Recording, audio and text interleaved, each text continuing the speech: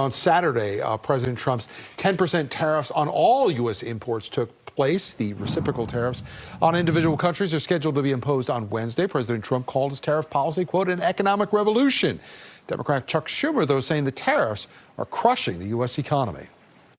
I mean, it's to be expected where this is a patient that was very sick. We really inherited a terrible economy, as you know, with a lot of problems. We could be going into the greatest trade war in history. We all know that the Great Depression was caused by a trade war like this.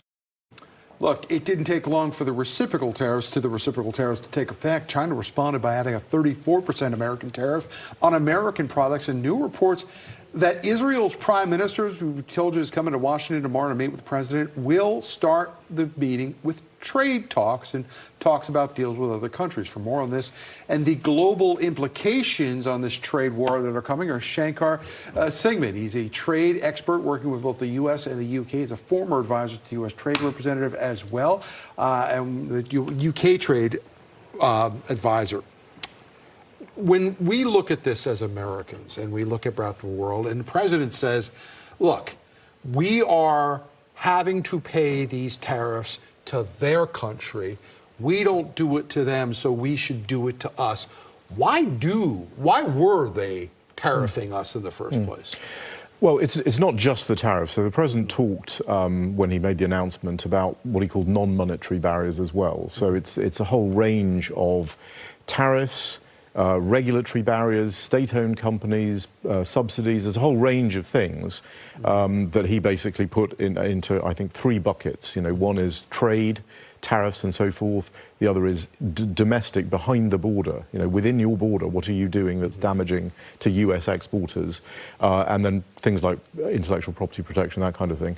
So what he's essentially said is, I'm going to take all of those things and I'm going to put a tariff on you to reflect all of those things.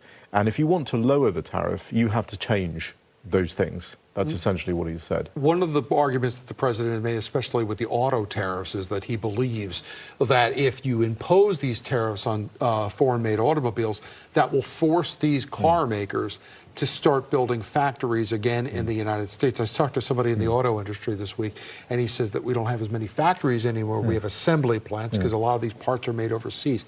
Is that a obtainable goal?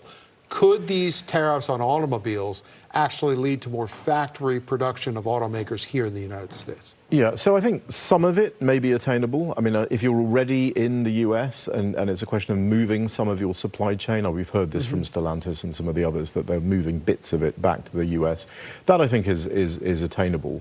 There are certain manufacturers that can certainly set up plants in the US, but for a lot of supply chains, it's very complex. It's very hard to actually, you know, move that plant into the US. One thing we know about President Donald Trump, going back to his first book, The Art of the Deal. The deal is very important to Donald Trump. So ultimately, what deal does he want to see to come of this? And what would that look like in your eyes? Well, first of all, he's not wrong that we failed to deal with these issues over the last 30 years. The book he waved around, the National Trade Estimate, has been published every year for 40 years. If you look at the entries for countries 30 years ago, they're not very different from now. In fact, if anything, they're worse. So he's not wrong to focus on that. I think what he'll do is he's sent a clear signal to countries: lower those barriers, look at your entry, lower those barriers and distortions that you have, and then you're in the deal zone. If you increase them, then you're not in the deal zone. And I think that's the way that he'll think about these things. But he has to have very clear signals. Countries have to understand that that's what they have to do. For lack of a better term of this, Shanker, Wall Street freaked out on Friday over all of this. Were they right to freak out? Well, in terms of profitability of companies that have relocated their supply chains to low-cost production centres, then clearly there will be a profitability effect of some of these reorganisations and relocations. So it's understandable that the stock market would react in the way that it is. I think what your viewers have to watch also is the 10-year Treasury yield, because that is the one that will, if this all goes wrong, that's the one that will spike, and that's the one that will increase the cost of borrowing in the US. And then, you know, it might be difficult to do a tax cut if the cost of borrowing is so high. So he'll be watching that one. And he'll be trying to do deals to make sure people see there's a landing zone here that's successful. And one of the things we've heard from a lot of folks that this is a long game. This might not be a short-term thing. How do you see this plane landing?